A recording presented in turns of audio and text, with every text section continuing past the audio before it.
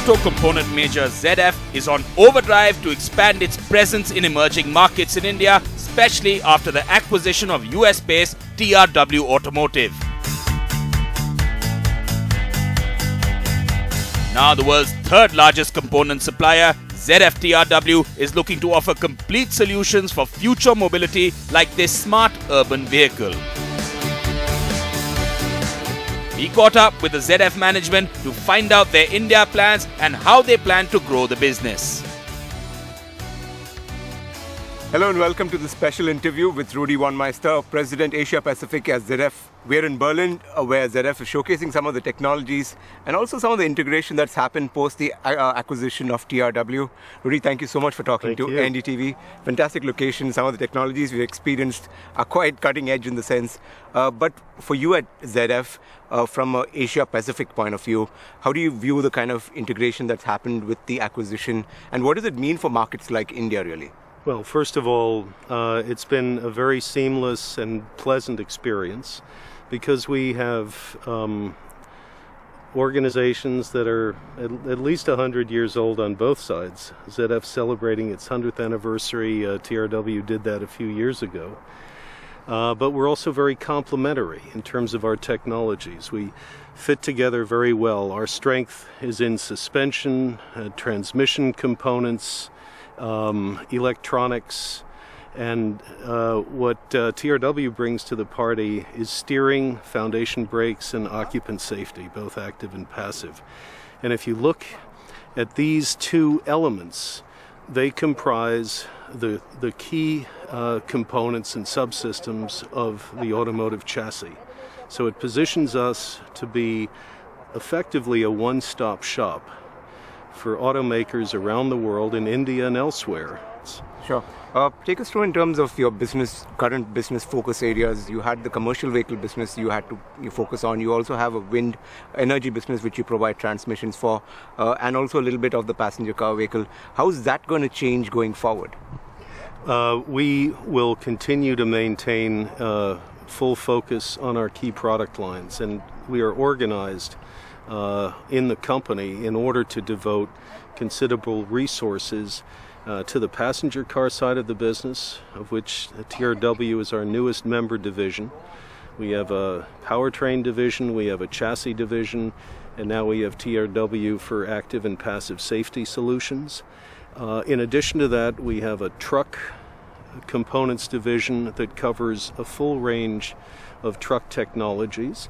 And we have an industrial division that handles wind, agricultural, construction, and other off-road system solutions, including marine and helicopter transmissions, etc. Sure, but the focus towards passenger car vehicles will increase? It has to. Okay. It has to. Because everybody knows the power steering that you offer to the Nano, but besides that, it's fairly limited knowledge. Everybody knows that was ZF Steering Systems Limited, which is now owned by our long-term partner Bosch.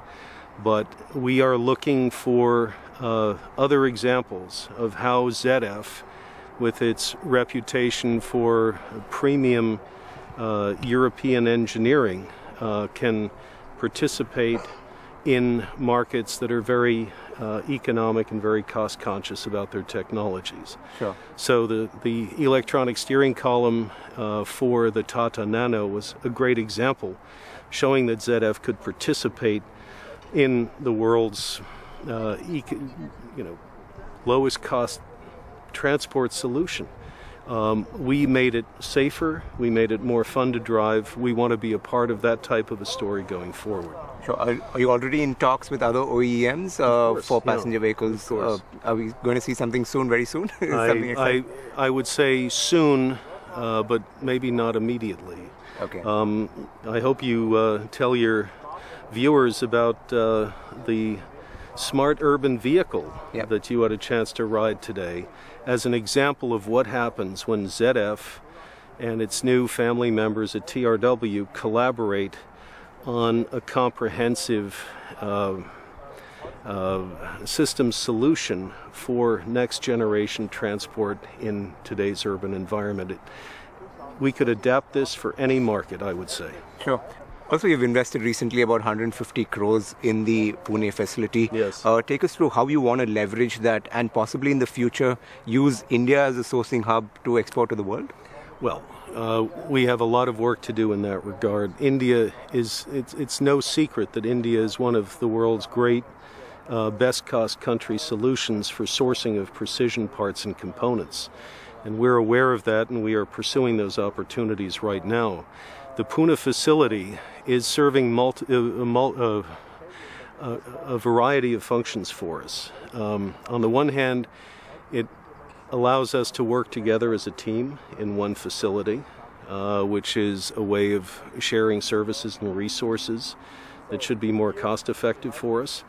It also allows us to collaborate across product lines and business units, which is the intention of building our engineering capability in that facility.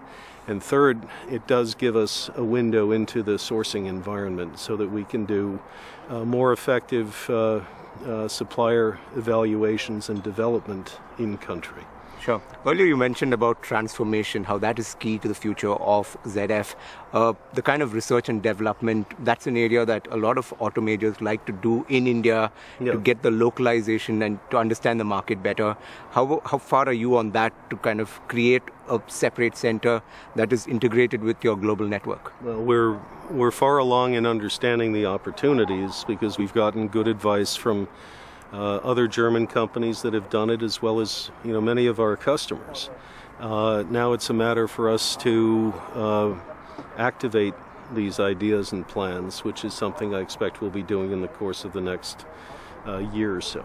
Sure. Something like the smart urban vehicle, something that you've developed itself and relevant for markets like India, how soon, and because it finally comes down to markets like India in terms of cost and the value it kind of offers, great value in terms of what it's going to, the degrees that it turns at. You believe that everyone is going to be focusing on that, where there's large volumes in a concept or something like that? Is that the focus area going forward? Rather than look at the top of the pyramid, look at applications which can be applied on a larger volume? I think we need to look at how we can commercialize these technologies, and putting them into exotic sports cars may give them some notoriety and some attention, but they're really going to have their impact in the mass market.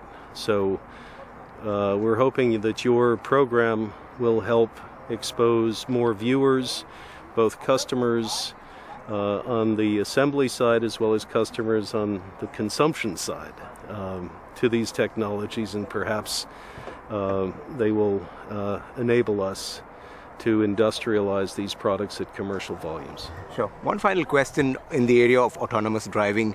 It's an area that everyone is talking about, even non-automakers like Google and Apple, all of them are talking about autonomous driving in a big way. Take us through how you see it, from a component perspective. How close are we from that, level of autonomous driving really? Are we going to take it step by step? It has to be step by step. Leaps and bounds are not going to enable the safe progression of this technology to market receptivity. So we will see incrementally how we can expand the sophistication of navigation systems and start integrating onboard diagnostics, onboard sensor systems to be able to interface and communicate. I mean, we're hearing these marvelous stories about innovations that have one car experiencing a pothole, communicating to the cars behind it that there's a pothole. These kinds of things will definitely make the transport experience of tomorrow, perhaps years from now, much more pleasurable than they are today. But we have to do this incrementally, because more than anything, these systems that are dedicated to safety and security of the drivers on the road and the pedestrians on the side of the road, they first and foremost need to be very safely introduced into the marketplace.